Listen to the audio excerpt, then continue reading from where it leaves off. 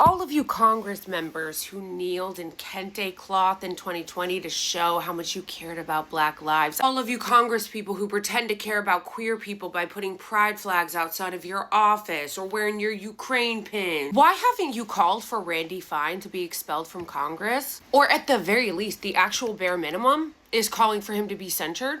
Why haven't you done that? No one is surprised that the evil Republicans, who are also racist Islamophobic Zionists, are not calling for him to apologize or be censured or expelled.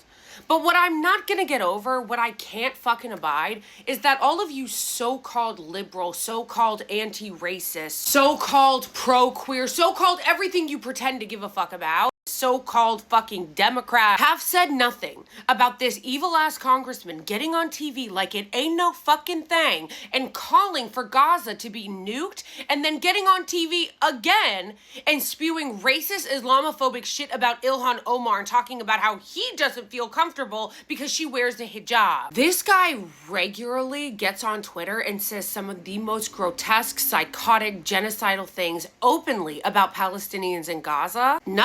Nothing from our media, nothing from the Democrats, nothing. Like, first of all, I would never go to Florida 6th District.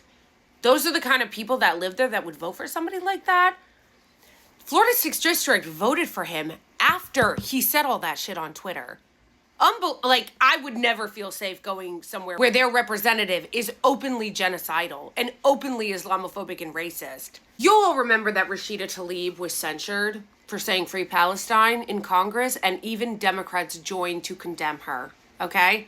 But not one Democrat, not one, has called for Randy Fine to be censured for the grotesque, vile, racist, dehumanizing, genocidal, Islamophobic shit he has said both about Palestinians in Gaza and about Congresswoman Ilhan Omar. You know what that tells me?